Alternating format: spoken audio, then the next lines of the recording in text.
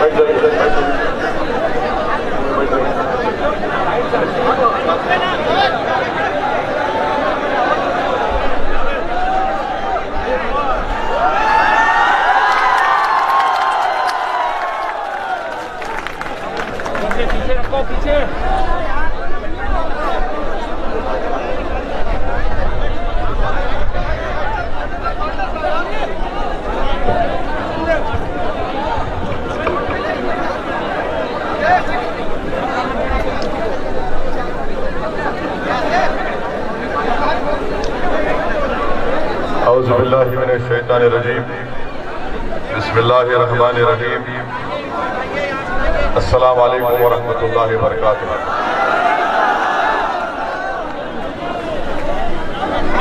बाराबंकी के सदर मजलिस इत्तेहादुल मुस्लिमीन उमर जामी साहब, अब्दुल्ला हुसैन साहब, फैज चौधरी साहब, फारूक हसन साहब, सज्जाद हुसैन साहब, आसिफ उस्मानी साहब,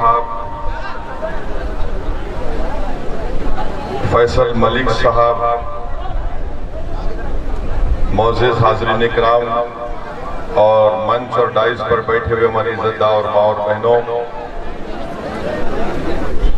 उत्तर प्रदेश के मजलिस इत्तेहादुल मुस्लिमीन के सदर मोहतरम जनाब शौकत साहब, कौमी तर्जुमान आसिम बखार साहब, उत्तरला विधानसभा के मजलिस इत्तेहादुल मुस्लिमीन के उम्मीदवार मोहतरम जनाब डॉक्टर मन्नान साहब, अजीज़ान मिल्लत, बुजुर्गान कौम और मिल्लत, मेरी इज़्ज़तदार माँ और बहनों और मेरे गयूर नौजवान साथियों, मैं आपका शुक्रिया अदा करता हूं कि आपने अपना कीमती वक्त निकाल कर आज के इस इजलास में शिरकत की। और मुझे इस बात का अंदाज़ा है कि इस तरह के इजलास को मुनक़्क़िद करने का बेहतर वक्त है 3 और 5 के दरमियान में। मगर मैं आपसे माजरत चाहता हूं कि मुझे मेरी वापसी का प्रोग्राम इस तरह बना कि हमको आपको जहमत देना पड़ा, मगर आपका बेहद शुक्रिया कि आपने अपना कीमती वक्त निकाल कर आज के इस मीटिंग में शिरकत की। मैं शुक्रगुजार हूँ आप तमाम का कि आपने जिला परिषद के चुनाव में मजलिस इत्तेहादुल मुस्लिमीन के उम्मीदवार के हक में अपना वोट देकर उनको कामयाब किया। ये और बात है कि जिसको आपने कामयाब किया उसने वफादारी को निभा नहीं सका। और मुझे यकीन है कि आपकी ये मोहब्बत, ये वाबस्तगी, ये जुनून, ये लगाव इंशाअल्लाह ताला मजलिस इत्तेहादुल मुस्लिमीन से जारी और सारी रहेगा। मैं आपको इस बात का यकीन भी दिलाने आया हूँ कि मैं और मेरी जमात के तमाम जिम्मेदारान जो आज यहाँ पर खड़े हैं, जो पिछले 5 साल से अल्हम्दुलिल्लाह बड़ी मेहनत कर रहे हैं, जुस्तजू कर रहे हैं, मैं आपको इस बात का पैगाम और यकीन दिला रहा हूँ कि मजलिस इत्तेहादुल मुस्लिमीन सिर्फ आने वाले 2022 के विधानसभा के लिए तैयारी नहीं कर रही है, बल्कि मजलिस इत्तेहादुल मुस्लिमीन इंशाअल्लाह ताला उत्तर प्रदेश की सरजमीन पर सुबह क़यामत तक मजलिस इत्तेहादुल मुस्लिमीन आबाद और शादाब रहेगी। और हम चले जाएंगे, असदुद्दीन ओवैसी इस दुनिया से चला जाएगा और यकीनन जो दुनिया में आया है उसको जाना है और हम तमाम को एक दिन इस जमीन की ग़िज़ा बनना है। मगर मेरे अजीज दोस्तों, मेरी इज़्ज़तदार माँ और बहनों, जिंदा रहने का सबूत यह है कि हम हरकत करें। जिंदा रहने का सबूत यह है कि हम नाइंसाफी के खिलाफ आवाज को बुलंद करें। जिंदा रहने के लिए बहुत जरूरी है कि आप और हम मिलकर अपने हक के लिए लड़ें। जिंदा कौम उसी को कहते हैं जो जालिमों से पंजा आजमाई करे। जिंदा उसी को कहते हैं जो बुज़दिलों की तरह अपनी पीठ ना दिखाए बल्कि बहादुरों की तरह अपने सीनों को जालिमों के सामने पेश करें। जिंदा वो लोग हैं जो हालात से समझौता नहीं करते बल्कि जिंदा और जिंदा कौम उन्हीं को कहते हैं जो तूफानों का मुकाबला करके तूफान से कहते हैं कि ये तेरा रास्ता नहीं है, तुझे अपना रास्ता बदलना पड़ेगा। मेरे अजीज दोस्तों और बुजुर्गों, याद रखो कि तुम्हारा वजूद खुद एक जलजला था। आज अगर जमाना और इख्तिदार की कुर्सियों पर बैठने वाले ताकत के बलबूते पर जुल्म कर रहे और जलजले पैदा कर रहे हैं, तो हम उन इख्तिदार की कुर्सियों पर बैठने वालों से कह रहे हैं कि तुम हमारी तारीख को नहीं जानते, हमारा वजूद खुद एक जलजला था। और हम वो हैं जो बातिल से कभी समझौता नहीं किए। हमने हमेशा, हमारे बुजुर्गों ने, हमारे असलाफ ने, हमारी तारीख गवाए कि हमारे नबी की सीरत गवाए कि हमको ये तालीम दी गई कि हमेशा हक की सरबुलंदी के लिए काम करो, बातिल से समझौता मत करो, कमजोरों का साथ दो, यतीमों पर रहम करो, बेवाओं को हिम्मत दिलाओ और सब मिलकर एक सही रास्ते पर अपने काफिले को लेकर आगे बढ़ो।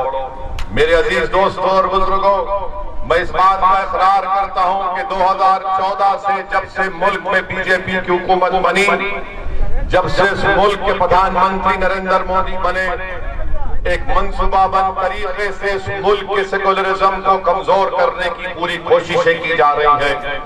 जब से नरेंद्र मोदी की हुकूमत बनी उस वक्त से ये पूरी कोशिश की जा रही है कि भारत का ये जो सेकुलरिज्म है, भारत की जो खूबसूरती है भाईचारगी की, उसको तब्दील करके इस मुल्क को हिंदुत्व राष्ट्र में तब्दील किया जाए। मैं इस बात का इकरार भी करता हूं, मुझे आप जानते भी हैं। अगर यहाँ पर फिर कोई गड़बड़ होगी हम बैठ जाएंगे, आप लोग हट जाइए, बैठ जाइए।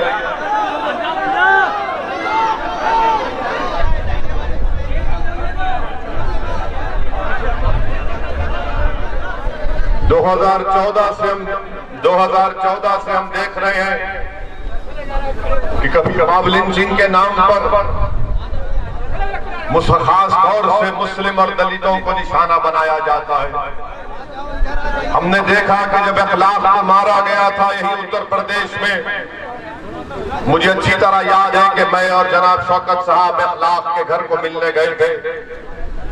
मेरी आंखों में आज भी इखलाक की मां की मायूसी है कि कैसे उसके घर में घुसकर उसी के घर के आंगन में उसको पीट पीट कर खत्म कर दिया गया। जमाने ने देखा कि पीलू खान को रोड पर मारा गया, दुनिया ने देखा कि अकबर खान को मारकर उसके जिस्म को जलाकर उसका वीडियो बनाया गया। मुल्क ने देखा, बल्कि सारी दुनिया ने देखा, मीडिया ने दिखाया कि झारखंड में अलीमुद्दीन अंसारी को सरे बाजार पीटा गया। ऐसे कई वाकयात रोनुमा हो रहे और ये करने वाले वीडियो बनाते हैं जो इस मुल्क के सेकुलरिज्म को, इस मुल्क के संविधान को कमजोर करते हैं। इस तरह का वीडियो बनाकर ये पैगाम देना चाहते हैं खास तौर से कमजोर लोगों को, खास तौर से मुस्लिम अक़लियत को और दलितों को कि देखो हम अब ताकत में आ चुके हैं, हम अपनी मनमानी कर सकते हैं। और यही वजह है कि जुल्म करने वालों के खिलाफ कभी कोई एक्शन नहीं लिया जाता। बहुत चीख पुकार होती है तो रस्मी तौर पर उनको गिरफ्तार करके 24 घंटे में उनको बेल दी जाती है। इसकी मिसाल यह है कि पार्लियामेंट के 200 गज के फासले पर ये तमाम आरएसएस की जहनियत रखने वाले लोग एक धरना देते जंतर मंतर पर, और वहां पर एक नारा लगाते हैं कि काट दो मुद्दों को। गड़बड़ होती है, हम बयान देते हैं, मजलिस एहतजाज करती है तो रस्मी तौर पर दिल्ली की पुलिस उनको गिरफ्तार करती है और 24 घंटे के अंदर उनको बेल दी जाती है। आपने देखा कि पार्लियामेंट में CAA का कानून बनने के बाद उत्तर प्रदेश में एहतजाज हुआ तो 22 मुस्लिम नौजवानों को गोली मारकर उनकी जान ले ली गई। लखनऊ से लेकर रामपुर से लेकर हर जगह पर 22 लोगों की जानें चले गई पुलिस फायरिंग में। और उनको गोली लगती है पैर पर नहीं, सीने पर, सर पर गोली लगती है। ये मैं नहीं कह रहा हूं, सुप्रीम कोर्ट के रिटायर्ड जज जस्टिस सुदर्शन रेड्डी और दिल्ली हाई कोर्ट के जस्टिस ए.पी. शाह की रिपोर्ट कहती है कि मुसलमानों को टारगेट किया गया गोली मारकर। मैं आपको बताने आया हूं कि जब इस तरह का जुल्म होता तो क्या कोई सेकुलर, जो अपने आप को सेकुलर पार्टी कहती है, ये जुल्म इसलिए हो रहा है क्योंकि मोदी वजीर आजम है। ये जुल्म करने वाले जानते हैं कि मोदी उनके साथ है। ये जुल्म करने वाले जानते हैं कि बीजेपी की सरकार उनको खामोशी से पीछे दरवाजे से उनकी मदद कर देगी। मगर जहां पर ये जुल्म होता है जो भारत के संविधान के खिलाफ है, जो भारत को कमजोर करने की एक साजिश है, ये नाम निहाद सेकुलर पार्टी कोई आवाज नहीं उठाती। चाहे वो समाजवादी हो, चाहे वो बीएसपी हो, या फिर ये पुरानी कांग्रेस पार्टी हो, इनकी जबानों पर ताला लग चुका है, कुछ नहीं कहते। CAA का कानून आया तो आवाज नहीं उठाए। ट्रिपल तलाक का कानून लाया गया पार्लियामेंट में, कौन खुलकर बताया कि ट्रिपल तलाक का कानून जो नरेंद्र मोदी बना रहे वो भारत के संविधान के खिलाफ है। नरेंद्र मोदी बड़ा दावा किए कि मैं मुस्लिम महिलाएं मेरी बहनें हैं, मैं अपनी बहनों को इंसाफ दिलाना चाह रहा हूं। किसके पार्लियामेंट में खड़े होकर कहा कि भारत में यकीनन महिलाओं से नाइंसाफी होती है, मगर नाइंसाफी उन लोगों से भी होती है जो शादी कर अपनी बीवी को छोड़ देते और अपने घर में नहीं रहते। मैंने फिगर पेश किए हुकूमत के, भारत सरकार खुद कहती है कि 33 लाख से ज्यादा ऐसे महिलाएं शादीशुदा हैं, जो शादीशुदा हैं मगर अपने पति के साथ, अपने हस्बैंड, अपने शौहर के साथ नहीं रहते। जब ये सवाल किया तो बीजेपी चढ़ा हो गई, बोले कैसे इसको संविधान के खिलाफ कर रहे हैं। मैंने उनको याद दिलाया कि सुनो, तुम बड़ी मोहब्बत की बातें कर रहे हो, मेरी गुजरात की भाभी का क्या होगा बताओ। तो फौरन गुस्से में आ गए। आप बताइए, खुलकर क्यों नहीं बोलते भारत की पार्लियामेंट में? हमने संविधान को सामने रखकर कहा कि ये संविधान के खिलाफ है। ट्रिपल तलाक का कानून औरतों पर और जुल्म करेगा, वो छोड़ देगा अपनी बीवी को और भाग जाएगा। ऐसे ही हो रहा है आजकल, ऐसे ही हो रहा है आजकल। और मजीद जुल्म हो रहा है हमारी बहनों के ऊपर, क्योंकि कानून मोदी बनाए, और ऐसा कानून बनाए मोदी कि मर्दों को और ताकत दे दिए। कैसे ताकत दे दिए कि अगर कोई मर्द अपनी बीवी को 3 मरतबा तलाक कहता है तो कानून ये कहता है कि तलाक नहीं हुआ। तो मैंने पूछा, जब तलाक नहीं हुआ तो केस किस बुनियाद पर और जेल में किस बुनियाद पर डाल रहे हो? तो मोदी हुकूमत ने कहा कि उसको नहीं बोलना चाहिए। अरे मैंने कहा, जब जुर्म नहीं हुआ तो केस किसका? तो जेल में जाएगा, और जेल में जाएगा तो बेल नहीं होगी, और अगर कोर्ट सजा देगा 2 साल की, तो 2 साल तक हमारी बहन इंतजार करेगी कि जब वो जेल से निकलेगा तो जेल के सामने हमारी बहन खड़े होगी और बैंड बाजा होगा और बाजे वाले गीत गाएंगे कि बहाव परसाव मेरा महबूब आया है।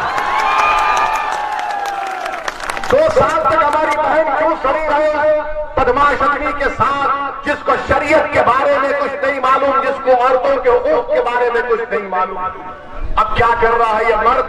कुछ नहीं बोल रहा, घर से अपनी बीवी को निकाल रहा और फेंक रहा है। कहां गए मोदी? कहां गए ये तमाम बड़े बड़े बुलंद दावे करने वाले जो टीवी पर बैठकर ये मोदी की चमचागिरी करने वाले लोग, जो महिलाओं को बिठाकर बोलते देखो इनके जुल्म और आवाओ ना तुम कहा है। हमने इस कानून के खिलाफ कहा। मैं सलाम करता हूं हमारी मां और बहनों को जिन्होंने पूरे मुल्क में पूरे मुस्लिम महिलाओं ने उस कानून के खिलाफ 8 करोड़ से ज्यादा महिलाओं ने दस्तखत करके प्रधानमंत्री वजीर आजम से कहा हम इस कानून को रिजेक्ट करते हैं। एक और कानून बनाया गया, CAA का कानून, शहरियत का कानून, मजहब की बुनियाद पर बनाया गया। हमने कहा ये बाबा साहब अम्बेडकर के बनाए संविधान के खिलाफ है। पूछिए इन लोगों से, ये समाजवादी बीएसपी से, कानून की मुखालिफत कैसे करते ये लोग।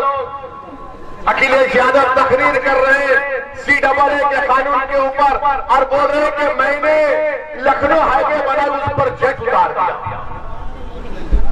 पार्लियामेंट में बहस हो रही है शहरियत के कानून पर और मोहतरम अपनी रोड का जिक्र कर रहे हैं। ये इनका रवैया। किसने कहा कि यह कानून संविधान के खिलाफ है? संविधान में मजहब की बुनियाद पर कानून नहीं बनाया जा सकता।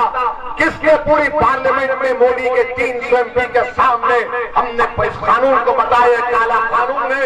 जिस तरह महात्मा गांधी ने उस वक्त के साउथ अफ्रीका में सफेद फार्म हुकूमत के गलत कानून को फाड़ा था, जलाया था, मैंने कहा कि मैं गांधी को देखकर इस कानून को मोदी के सामने फाड़ता हूं। यह कानून को रिजेक्ट और सब मुझे फिरका परस्त कहते, तमाम लोग कहते हैं वही फिरका परस्त है। तीसरी मिसाल आपके सामने रखता हूं। अमित शाह ने दहशतगर्दी के खिलाफ, आतंकवाद के खिलाफ एक कानून जो कांग्रेस ने बनाया था UAPA, उसको और मजीद सख्त कर दिया। यानी दिल्ली में कोई इंस्पेक्टर NIA का बैठकर बाराबंकी के किसी नौजवान का नाम लिख देगा कि टेररिस्ट है, उसके ऊपर कोई केस नहीं होगा, उसके ऊपर कोई कोर्ट से सजा भी नहीं होगी, मगर वो लिख देगा कि फुला जैद अगर बाराबंकी का टेररिस्ट है तो टेररिस्ट हो गया। हमने उसकी मुखालिफत की और उसमें क्या कहा गया कानून में कि अगर पुलिस किसी को गिरफ्तार करती है UAPA के कानून में तो 120 दिन से ज्यादा उसको पुलिस अपने पास रख सकती डिटेंशन में। मैं मुखालिफत किया, क्या समाजवादी पार्टी और BSP ने तारीख नहीं की इसकी? बताओ, मैं चैलेंज कर रहा हूं, क्या तुमने तारीख नहीं की? कानून बना तो उसका इस्तेमाल यादव पर नहीं होता, उसका इस्तेमाल दलित पर होता है, आदिवासी पर होता है, मुसलमान पर होता है और उन दानिशवरों पर होता है जो हुकूमत के खिलाफ होते हैं। ये लोग जेल को नहीं जाते, जेल को जाना हमारा मुकद्दर बन चुका है। हमारे नौजवानों की जिंदगियां बर्बाद हो चुकी हैं। 5-5 साल 6 साल के बाद जमानत होती है। एक शख्स निकला 12 साल की जेल के बाद निकला तो अपने गांव गया तो उसने क्या किया मालूम? जब 12 साल की जेल के बाद कोर्ट ने उसको बरी किया इसी कानून में, इस मनूस कानून में, तो उसने लोगों से पूछा अम्मा की खबर कहाँ है? मुझे मालूम हुआ कि मेरी अम्मा मर गई। अम्मा की खबर पर जाकर लेट कर रोया, कहा कि अम्मा मैं जब गांव को आता था वापस तू मुझे अपने गले से लगाती और अपने हाथ से पका हुआ खाना खिलाती। आज मैं तेरी खबर पर आकर रो रहा हूं। क्या सबको BSP ने कानून की तारीफ नहीं की? पूछो इनसे आप। आज तुमको सब दिन वैसी बुरा नजर आता है। यकीनन मैं कोई अच्छा इंसान नहीं हूं, मुझमें बहुत है, अल्लाह जानता है मुझमें क्या है, मगर इतना तो ऐप नहीं है मुझमें, इतना तो गंदा नहीं हूं कि वक्त के हुक्मरानों के सामने खड़े होकर सच्चाई को बयान करना। ये मेरे बुजुर्गों ने मुझे सिखाया, जो ये नहीं बयान कर सकते सपा और BSP वाले। ये मिले हुए थे, मांडी की तारीफ की सपा ने, BSP ने UAPA के कानून में तारीफ की और उस कानून में आज भी आप देखिए जेल में सड़ने वाले मुसलमान, दलित और आदिवासी, और आज हमको आकर कहते हैं माशाअल्लाह।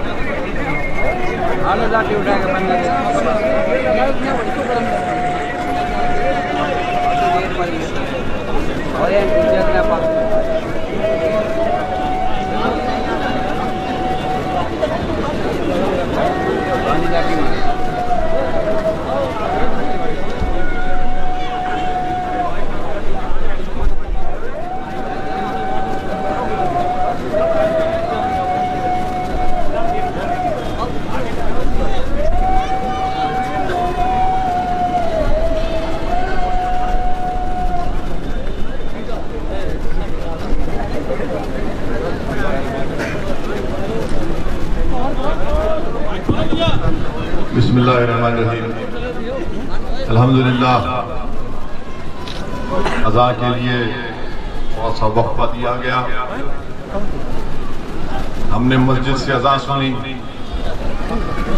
क्या हुआ था बाराबंकी में इसी साल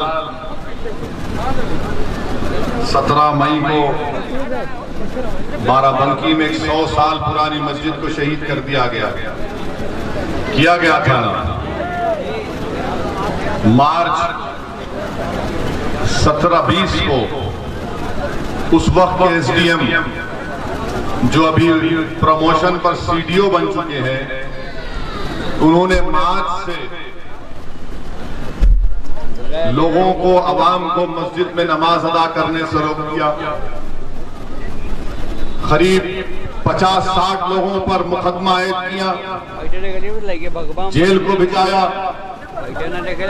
एनएसए लगाया और फिर मई 17 को योगी सरकार ने नरेंद्र मोदी की ताईद से बाराबंकी की मस्जिद को शहीद किया। उसको मैं कहता हूं अंग्रेजी में पॉलिटिकल डिमोलिशन था। उस वक्त दिल्ली में यह खबर चल रही थी कि शायद योगी को हटाया जाएगा, तो योगी ने गर्मी पैदा करने के लिए अपने ऑफिसर से कहा कि तोड़ दो मस्जिद को, बाराबंकी की जो 100 साल पुरानी मस्जिद थी। किसने आवाज उठाई उसके बारे में? किसने मीडिया के सामने जाकर, आवाम के दरमियान में जाकर कहा कि ये मस्जिद है, इसको शहीद नहीं करना चाहिए था? कौन आवाज उठाया? क्या ये बीएसपी सपा के लोगों ने आवाज उठाई? क्या उन्हें कहा कि हम चलेंगे, चलकर मस्जिद को आबाद करेंगे? मेरे अजीज दोस्तों और बुजुर्गों, 100 साल पुरानी मस्जिद को एसडीएम ने कहकर कह दिया कि इलीगल स्ट्रक्चर है, गैर कानूनी तौर पर इसको बनाया गया। और एसडीएम को मालूम होना चाहिए कि सुप्रीम कोर्ट का कानून है, वक्फ का यूजर भी वक्फ हो जाता है। 100 साल पुरानी मस्जिद को एसडीएम ने तोड़ दिया, बगैर कोई नोटिस के, बगैर कोई कोर्ट के ऑर्डर के। जबकि इलाहाबाद हाईकोर्ट का ऑर्डर था कि कोविड का सेकेंड वेव चल रहा है, लोगों की लाशें पानी पर तीर रही थी गंगा पर, कुत्ते लाशों को नोच कर खा रहे थे योगी और मोदी के सरकार में। इंसानियत अपनी सांसें तोड़ रही थी ऑक्सीजन नहीं मिलने की बुनियाद पर। लोग कांप रहे थे, बिस्तर तलाश कर रहे थे। तो ये ऐसी हुकूमत योगी और मोदी की कि आवाम को ऑक्सीजन पहुंचाए, दवा पहुंचाए, लाशों को जलाने के लिए लकड़ी पहुंचाए या जमीन दिए, वो नहीं किए। मस्जिद को जाकर शहीद कर दिए, 100 साल पुरानी मस्जिद को, और रातों रात उस मलबे को उठाकर फेंक दिया गया। और तोड़ने की वजह क्या बताई गई कि एसडीएम साहब का घर बाजू था। एसडीएम साहब को फजर की अजान से तकलीफ होती थी, तो उन्होंने कहा कि मस्जिद को तोड़ दो, तुम्हारे पास भी जागीर है। तुम तुम्हारी दीन खराब हो गया, तुम मस्जिद को तोड़ दोगे? क्या कानून नहीं है भारत में? क्या संविधान खत्म हो चुका भारत में? कि एसडीएम बगैर कोर्ट के आकर के तोड़ देगा? आप बताइए। तोड़ दिया गया। अरे कौन थे एसडीएम? पूछो, मैं मीडिया के सामने पूछ रहा, अखिलेश यादव को पूछो। इनका एक भाई धर्मेंद्र यादव एमपी है, था, अभी हार गया बदायूं से। मेरे सामने पार्लियामेंट में धर्मेंद्र यादव ने ये जो एसडीएम की मौजूदगी में बदायूं की मस्जिद को शहीद किया गया, धर्मेंद्र यादव ने उसकी शादी में शिरकत की थी। पार्लियामेंट में उसके लिए सवाल उठाया था आप असदुद्दीन ओवैसी और मजलिस पर उंगलियां उठाते हैं? क्यों नहीं बोले सपा और बीएसपी कांग्रेस वाले कि योगी सरकार ने गैर कानूनी तरीके से बाराबंकी की मस्जिद को शहीद कर दिया? मेरे अजीज दोस्तों और बुजुर्गों, ये कहानियां, ये वाकयात आपको उठने के लिए, बेदार करने के लिए काफी है। मेरी आपसे दरमंदाना अपील है कि समझिए इस बात को, समझिए इस बात को कि अगर आज आप बेदार नहीं होंगे, आप सिर्फ वोट डाल दिया है इन तमाम लोगों को, मगर क्या कभी आपने सोचा कि आपको क्या मिला? क्या मिला? उत्तर प्रदेश में 60 साल से आप सेकुलरिज्म के नाम पर वोट डाल दिया है। मैं सेकुलरिज्म के खिलाफ नहीं हूं, मैं उस सेकुलरिज्म के खिलाफ हूं जो पॉलिटिकल सेकुलरिज्म, जो सियासी सेकुलरिज्म है। पूछिए, कभी आप खुद अपने आप से सवाल करिए कि बहुजन समाज हो, कांग्रेस हो, समाजवादी हो, बीजेपी हो, क्या इनके मन से लफ्ज मुसलमान निकलता है? कभी आपने सुना इनके मन से मुसलमान का लफ्ज सुनते हुए? क्यों नहीं बोलते मुसलमान? क्यों नहीं बोलते मुसलमान का नाम क्यों नहीं लेते? क्या भारत के 14% आबादी भारत के अव्वल दर्जे की शहरी नहीं है कि तुम अपनी जबान पर हमारा नाम लेने से कतराते हो? तुम क्यों डरते हो? क्यों शर्मिंदगी महसूस करते हो? ये सवाल मेरा बीजेपी से भी है, सपा से भी है, बीएसपी से भी है। आज ये माहौल बनाकर रख दिया गया कि ये बड़े बड़े लोग जो वोट तो चाहते हैं मगर नाम लेना पसंद नहीं करते मुसलमानों का, और ओवैसी पर उंगलियां उठाते हैं। मैं नाम लूंगा मुसलमानों का जब तक जिंदा रहूंगा, इसलिए कि भारत के कानून के लिहाज से मुसलमान माइनॉरिटी है।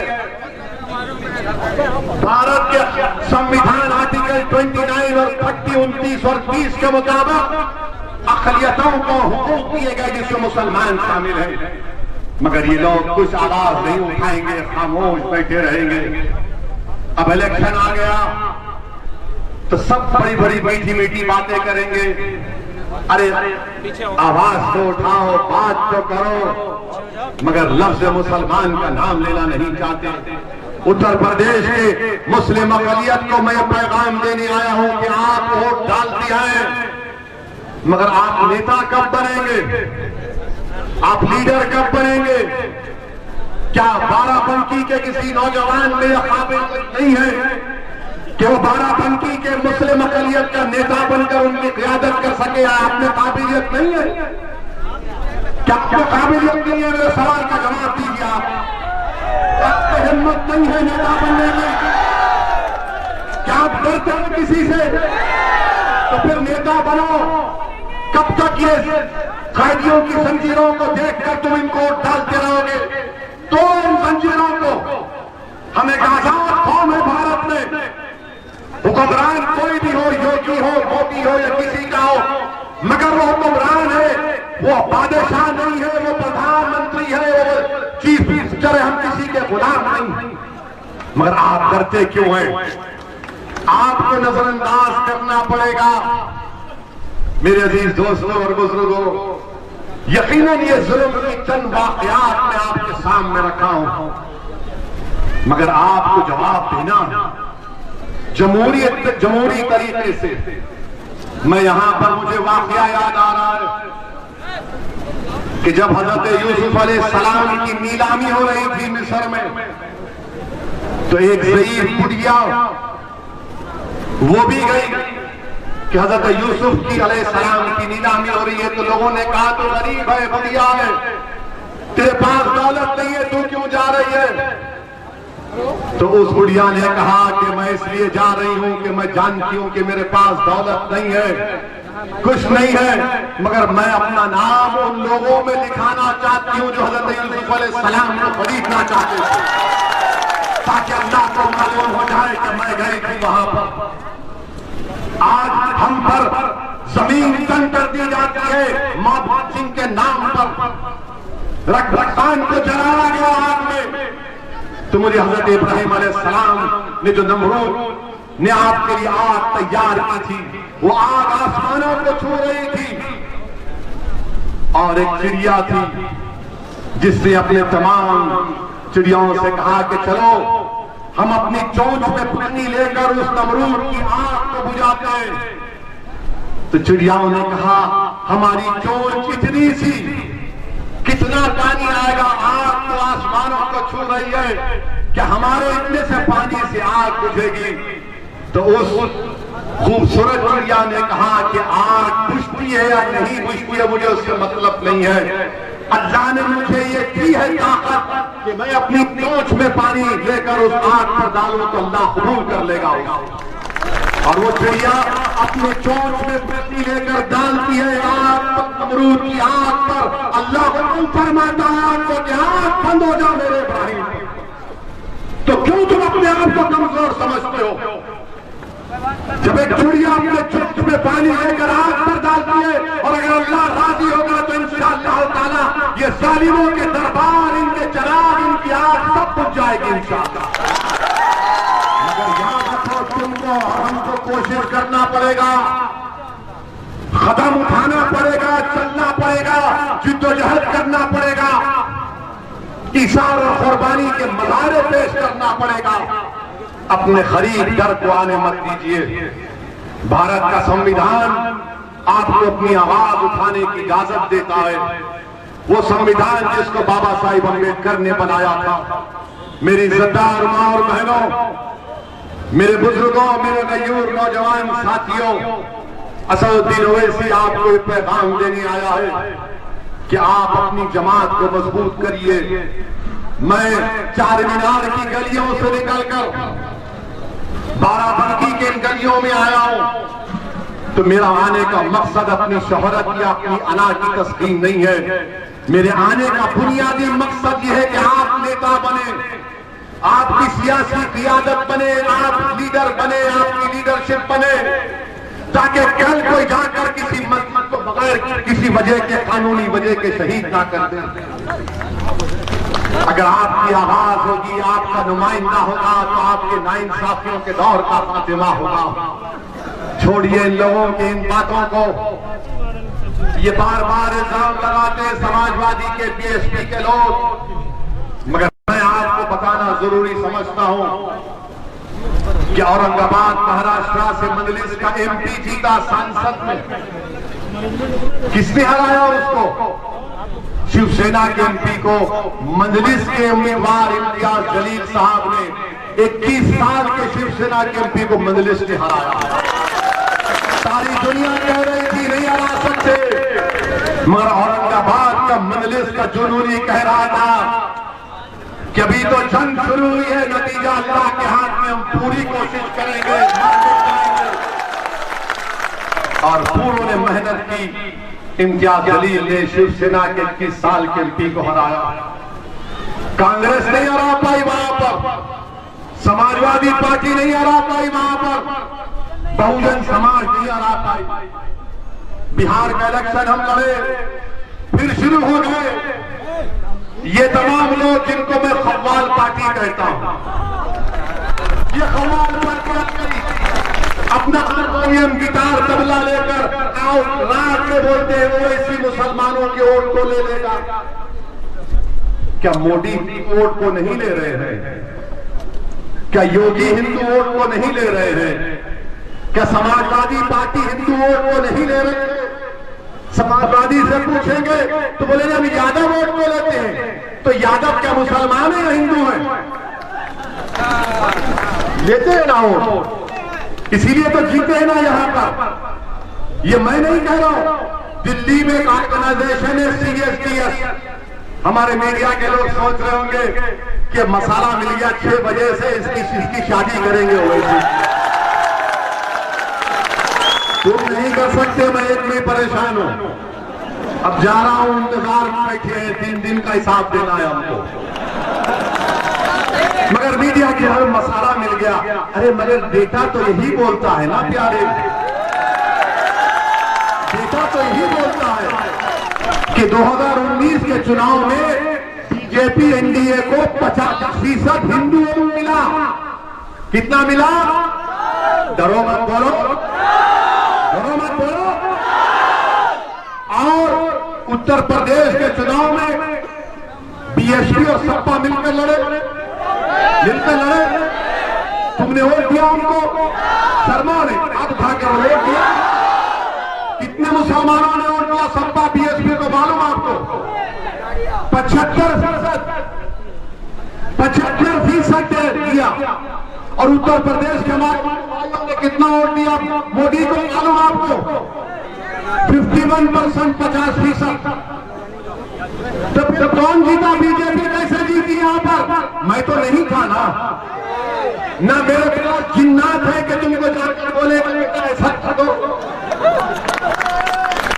सोचो, आपकी हंसी का हंसाने के लिए नहीं कह रहा हूं, आपको हकीकत बयान कर रहा हूं। अब इलेक्शन असेंबली का विधानसभा लड़ रहे तो तमाम सेकुलर, ये अपने आप को सेकुलर बोलते, सेकुलर नहीं है, ये आरएसएस की टीम है तमाम के तमाम। ये क्या कह रहे हैं?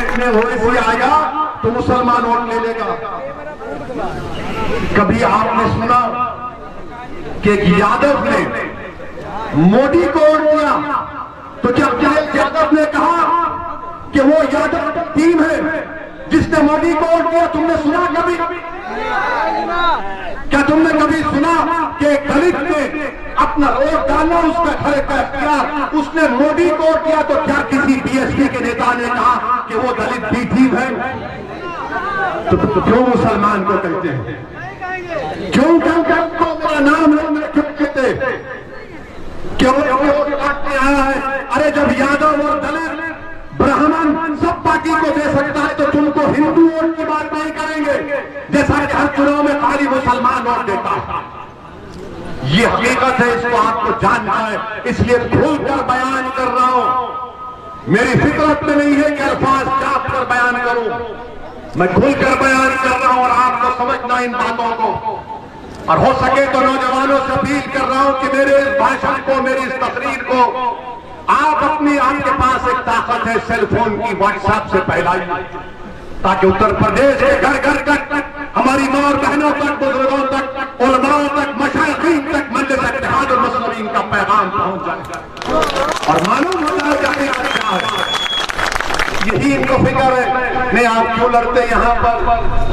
आप क्यों वोट काट लड़े? बिहार में हम लड़े, 5 विधायक कम्युनिस्ट के बिहार के असेंबली में अल्हम्दुलिल्लाह, महाराष्ट्र में 2 विधायक हमारे, तेलंगाना में 7 है। तो एक समाजवादी पार्टी से करीब एक जर्नलिस्ट है, वो हमसे उलझ गए, उनको खुजली हुई तो प्रेस कॉन्फ्रेंस में पूछे, आपने बिहार में वोट काट लिया? हमने पूछा, बताइए, आप तो बड़े विद्वान है ना? बोले हाँ है। हमने कहा कितने सीट लड़े बिहार में? तो बोले 60-70 लड़े। बोला तुम झूठे हो। बोले आप मीडिया को कह रहे हैं कि हाँ तुम झूठ बोले, तो झूठा बोलेंगे तुमको, और ज्यादा बोलेंगे तो बोलेंगे, झूठ बोले तो कौवा काटे तुमको काला। हमने सिर्फ 20 सीट लड़ी, 20 में 5 पर हमारे विधायक बने, 9 पर आरजेडी कांग्रेस के बने हमारे खिलाफ, और 6 पर एनडीए बीजेपी नीतीश कुमार के बने। आज हमारे विधायक असेंबली में जानते हैं तो बिहार की असेंबली थर-थर कांपती है कि मजलिस के दीवाने आ रहे हैं बोलने। लोग बोलते हैं कि तुम्हारे साथ जीते तेलंगाना में क्या किए, तुम क्या कर लोगे, तुम तो मंत्री नहीं बनोगे। 70 साल से मुसलमानों को ये कह करो किया कि मुझे मंत्री बना दिया जाएगा, मगर वो मंत्री तो बना, तुमको संतरी की भी नौकरी नहीं मिली। वो मंत्री तो बन गया, हम मंत्री बनना नहीं चाहते, हम लड़ने वाले हैं, लड़ना चाहते हैं। हम आपका हुकूक, आपका हक दिलाना चाहते हैं जो भारत के संविधान ने सबको दिया है। हम बराबरी चाहते हैं, हम हिस्सा चाहते हैं, हिस्सेदारी चाहते हैं। अगर 11% यादव मुख्यमंत्री बना सकते हैं तो क्या 19% मुसलमान अपने 19 मेरे मजलिस के नहीं कामयाब कर सकते? मैं पैगाम दे रहा हूं उत्तर प्रदेश के 19% मुसलमानों को अगर 11% यादव मुलायम सिंह यादव को, अखिलेश यादव को अपना मुख्यमंत्री बनाए तो क्या इस आने वाले चुनाव में 19% मुसलमान क्या मजलिस के मेले को कामयाब नहीं कर सकते? करेंगे इंशाअल्लाह। आपने सबको साथ दिया मगर क्या मिला? कल तक आपके पास कोई अल्टरनेट नहीं था, कोई मुतबादिल नहीं था। जो मुतबादिल मजलिस इत्तेहाद मुस्लिमीन, हमसे मीडिया के लोग बार बार पूछते अगर आपसे ये सेकुलर पार्टी के लोग बात करेंगे तो आप बात करेंगे? हम बोले बराबर बात करेंगे। बात करने में क्या नुकसान है? मगर वो बात नहीं करना चाहते। अगर बात करना चाहते तो बात करेंगे, मगर ऐसा नहीं होगा। असदुद्दीन ओवैसी अगर किसी नेताओं से मिलेगा तो खड़े होकर नहीं बात करेगा। टेबल होगा, 2 कुर्सी होंगे, एक कुर्सी पे वो बैठेंगे, दूसरी कुर्सी पे हम बैठेंगे। बात करेंगे। वो दौर खत्म हो गया गुलामी का, वो दौर खत्म हो गया आंख से आंख नहीं मिलाने का, वो दौर खत्म हो गया सर को झुकाने का, वो दौर खत्म हो गया कि चप्पल को उनके घर के टेरिस पर छोड़ फैलाने का, चप्पल पहनकर तुम्हारे घर में जाना। ये मजलिस इत्तेहाद मुस्लिमीन का मिजाज है और इस मिजाज को आपको अपने अंदर पैदा करना पड़ेगा। मेरे अजीज दोस्तों और बुजुर्गों, मैं आपसे अपील कर रहा हूं कि भारत की जमहूरियत, भारत का संविधान, भारत की भाईचारगी उस वक्त मजबूत होगी जब भारत के मुसलमानों को उनका सियासी हक मिलेगा। जब भारत के मुसलमान अपनी एक सियासी लीडरशिप को बनाएंगे, जब सब समाज के लोग बनाए। क्या योगी आदित्यनाथ ठाकुरों के नेता नहीं है? बाबा है ना, बाबा ठाकुरों के नेता है। ठाकुर ये बोलता है कि बाबा हमारा है। ओबीसी नेता ये कहता है कि मोदी हमारा है। यादव ये कहता है कि अखिलेश हमारा बेटा है। दलित समाज के लोग कहते हैं मायावती बहन जी के कि बहन जी हमारी है। कुर्मी समाज के लोग बोलते हैं कि अनुप्रिया को मिनिस्टर इसलिए बनाया गया कुर्मी वोट लेना है। ये सब कर रहे हैं और आप हम देख रहे हैं। अल्लाह की तरफ से मदद करवाए। तुम नेता बनोगे, मैं नहीं, तुमको नेता बनना है। मैं पुकार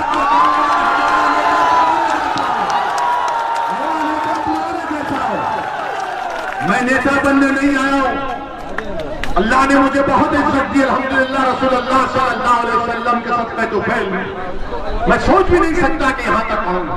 मगर तुमको नेता बनना है। तुम कब तक नारे मारोगे घटे ऐसा नेता होगा? अरे तुम बनो, तुम काबिल बनो, तुम कौम के हम तुम्हारे पीछे खड़े रहेंगे, तुम अपने रास्ते हर चीज करेंगे।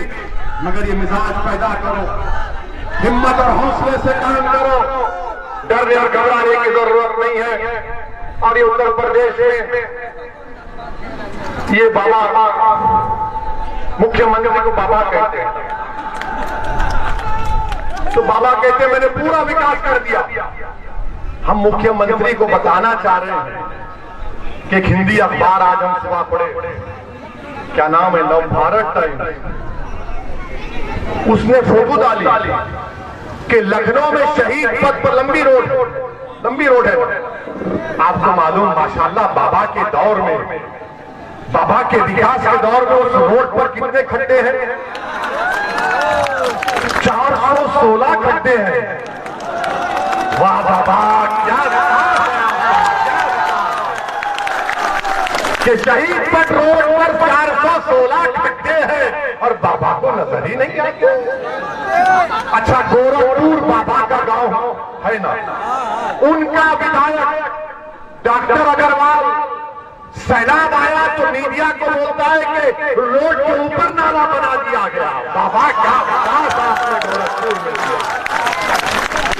फिरोजाबाद में 50 बच्चे मर गए डेंगू से, तो बाबा गए हेलीकॉप्टर से उनको बोले सा उतरे और बोले तेरे को सस्पेंड कर दिया। उसने कहा क्यों? दवाई नहीं है, डॉक्टर नहीं है, कुछ नहीं, मुझे क्यों सस्पेंड किए? बाबा बोले ज्यादा बोलेगा तो ठोक दो। आप बताइए ये विकास है? अच्छा, मुसलमानों के लिए बहुत किया। मोदी ने दिल्ली से अक़लियतों के लिए उत्तर प्रदेश को 6.5 साल में करीब 10,000 करोड़ के करीब जो भी पैसा भिजाया, 10,000, 116, 160, सिर्फ 10% आपने अक़लियतों के लिए खर्चा किया। क्या विकास! ये बार बार बोलते मुसलमानों को अलग नहीं समझते। वो ऐसे ही करता है धर्म के नाम पर राजनीति। 2017 में हमने पार्लियामेंट में सवाल किया, 6 लाख के करीब घर दिए गए प्रधानमंत्री ग्रामीण में, प्रधानमंत्री आवास योजना ग्रामीण में 6 लाख के करीब घर दिए गए। 2017 में भी 21 है। आपको मालूम उत्तर प्रदेश के कितने मुसलमानों को घर मिले? कितनों घर मिले मालूम आपको? सिर्फ 10। बाबा ने विकास किया, मोदी ने विकास किया, सबका साथ, सबका विश्वास, सबका विश्वास। बस खाली एक टेप रिकॉर्ड करो, सबका साथ, सबका विकास, सबका विश्वास, और फिर गोली मारते। पूरे उत्तर प्रदेश में बाबा के दौर में कितने एनकाउंटर हुए? 6,770 एनकाउंटर हुए। 140 लोग मारे गए। उसमें सबसे ज्यादा मरने वालों की तादाद किसकी थी? 37% मुसलमानों को एनकाउंटर में मार दिया गया। तो बीजेपी के लोग बोलेंगे अगर गुंडागर्दी करेंगे तो गोली मारेंगे, तो फिर पुलिस क्यों है? अदालत क्यों है? संविधान क्यों है? इंडियन पीनल कोड क्यों है? CRPC क्यों है? सबको बंद कर दो। अच्छा, आप ये देखिए, जब ये 37% मुसलमान एनकाउंटर में मारे गए तो कोई पुलिस के खिलाफ एक्शन नहीं लिया गया। और जब लखनऊ में विवेक तिवारी को मारा गया तो पुलिस वाले सस्पेंड हो गए। क्या हमारे खून की कीमत नहीं है? बाबा बताओ कि विवेक तिवारी का खून हमारे से बड़ा है? क्या हमारा खून लाल नहीं है? पूछो बीजेपी से, पूछो विवेक तिवारी को मार दिए तो पुलिस के लोग सस्पेंड हो गए। मेरे अजीज दोस्तों और बुजुर्गों, इसीलिए हम आपसे अपील कर रहे हैं, गुजारिश कर रहे हैं कि मजलिस का साथ दीजिए। आने वाले विधानसभा में पतंग के निशान पर बटन दबाइए और अपनी जमात को कामयाब करिए। ये हम फिर से ये बात कहकर आपसे रुखसत हो रहे हैं, फिर से आपसे बात कहकर रुखसत हो रहे हैं। मजलिस इंशाअल्लाह ताला सुबह क़यामत तक उत्तर प्रदेश में रहेगी। आपकी दुआएं और आपके साथ की जरूरत है। आपका बेहद शुक्रिया। अस्सलाम वालेकुम।